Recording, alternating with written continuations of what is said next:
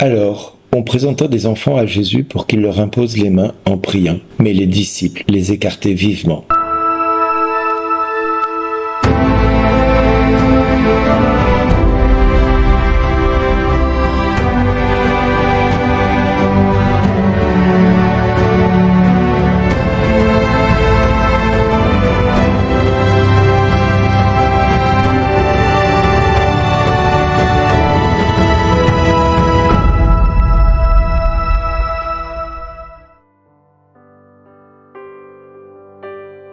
Bonjour les amis, oui, n'empêchez pas les enfants de venir à Jésus, car le royaume des cieux est à ceux qui leur ressemblent. Aujourd'hui, les textes nous parlent de faire un choix qui soit basé sur l'amour exigeant qu'est le Christ. L'amour que le Christ nous invite à avoir à son égard, envers son Père, de faire ce choix radical de le choisir lui, et uniquement lui. Nous avons le choix, effectivement, de choisir Dieu ou de choisir les idoles de notre temps et de croire que nous allons pouvoir nous en sortir. Aujourd'hui, nous avons dans notre société des enfants qui sont l'ombre d'eux-mêmes, qui n'existent plus puisqu'ils sont plus des enfants mais ils sont des adultes avant l'âge. C'est-à-dire qu'on leur apprend à penser à la manière de 68, il est interdit d'interdire, on fait d'eux des enfants rois, on leur dicte plus leur manière de comment manipuler la société, comment être pervertis, on essaie de pervertir leurs pensées, on essaie de pervertir leur pudeur et également leur innocence en faisant d'eux des objets sexuels. Nous avons tout cela dans notre société, malheureusement. Si moi je suis le résultat des enfants de Don Bosco, puisque j'ai fait mes études à Marseille, dans un établissement scolaire Don Bosco, je peux vous assurer qu'aujourd'hui, je dois ce que je suis à ce que Jean Bosco a voulu que les enfants deviennent, des enfants responsables, capables de montrer leur réelle capacité, leur réel potentiel. Jean Bosco croyait en l'avenir du monde avec les enfants et pas sans les enfants. Nous avons aujourd'hui des quantités de mouvements chrétiens qui ont bâti leur histoire sur la foi et l'accompagnement des enfants. Malheureusement, au milieu de tout ce monde, il y a eu des loups qui se sont introduits et qui ont voulu pervertir les enfants qui y étaient. Et cela a jeté l'opprobre sur l'ensemble des œuvres faites par l'Église auprès des enfants. Mais c'est pas cela qu'il nous faut regarder. C'est ce que les enfants sont pour Dieu. Ce sont des enfants innocents, ce sont des êtres capables de tout. Parce que rien ne leur est impossible. Rien ne leur est impossible. Et leur innocence joue en leur faveur. Parce qu'ils pensent ce qu'ils disent et ils disent ce qu'ils pensent. Alors parfois ça peut déstabiliser. Cela peut choquer même. Mais je peux vous dire, leur radicalité en matière d'affection et d'amour, il est sans pareil. Depuis que j'accompagne des personnes, je peux vous assurer que j'ai vu maintes fois des personnes me dire « Oh ma mère, mon père, oh là là, c'est impossible de vivre avec ceci, avec cela, etc. etc. »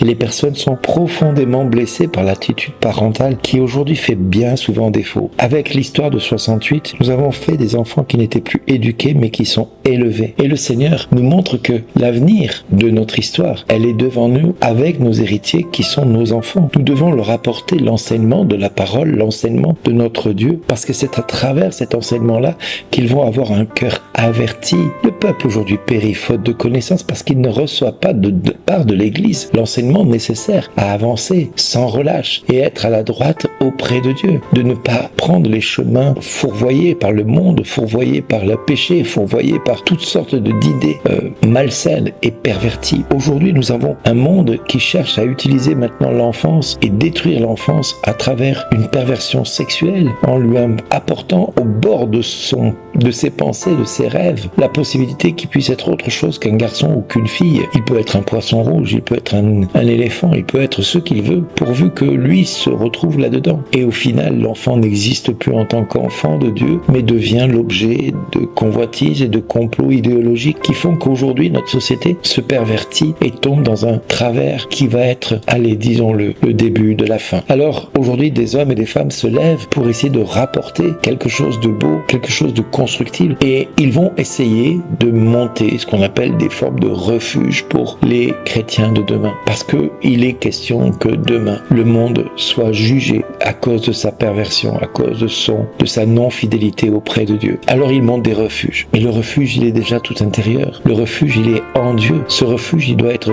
cherché auprès de Dieu et non pas dans des bâtiments qui seraient susceptibles de nous protéger de ceci ou de cela. Si le cœur n'est pas protégé par la présence de Dieu, par l'éducation de Dieu, par la proximité de Dieu, eh bien le cœur est sans rempart face à l'adversaire, sans protection face à l'adversaire, qui ne fera de lui qu'une bouchée. Alors oui, mes amis, aujourd'hui nous devons prier pour nos enfants qui ont en leurs mains notre héritage, notre ADN de demain, c'est-à-dire notre histoire de demain. Il nous faut avoir une vision non pas rétroviseur de la situation, avec ce que le monde a fait de tordu pour le monde et pour les enfants, mais avec une vision pare-brise, c'est-à-dire voir loin devant, regarder loin devant ce que nous proposons à la société de demain. Et nous pourrons, à notre tour, faire un choix entre les idoles que le monde nous propose, les perversions que le monde nous propose, la corruption que le monde nous propose, et ce que Dieu nous demande de choisir, le royaume de Dieu avec l'innocence d'un enfant, avec la radicalité d'un enfant. Oui, le Seigneur nous invite à travers ces textes d'aujourd'hui, que ce soit du livre de Josué, où Josué nous explique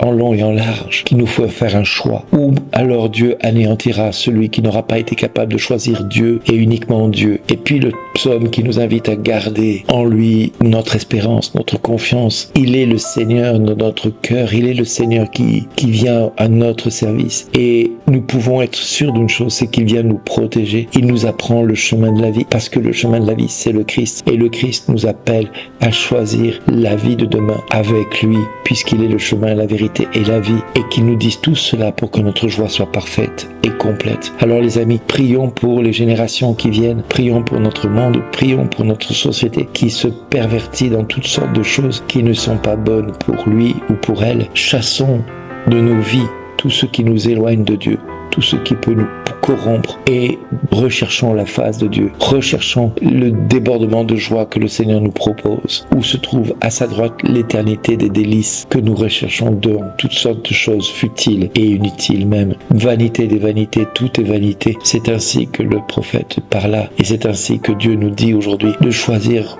son nom, son amour, sa fidélité, sa parole, plus que tout le reste, car c'est à ceux qui choisiront, comme les enfants, d'appartenir à Dieu, que le royaume de Dieu appartient. Alors soyons sûrs d'une chose, c'est que Dieu regarde notre décision aujourd'hui. Qui choisis-tu? Le monde et sa richesse, sa corruption, son pouvoir, sa perversion? Ou choisis-tu Dieu par-dessus tout, même si sa demande peut être exigeante et contraignante dans bien des points de ta vie? Mais ton choix, et de ton choix, dépendra si tu devras demain pouvoir te réjouir de vivre la vie que tu vis, ou est-ce que tu te condamnes toi-même à périr? En attendant, fais le bon choix. Choisis la vie et la bénédiction. Choisis le Christ. Choisis le Seigneur de tout ton cœur, de toute ton âme, de toute ta force, et choisis ton prochain comme toi-même. Alors tu pourras à ton tour te réjouir de vivre.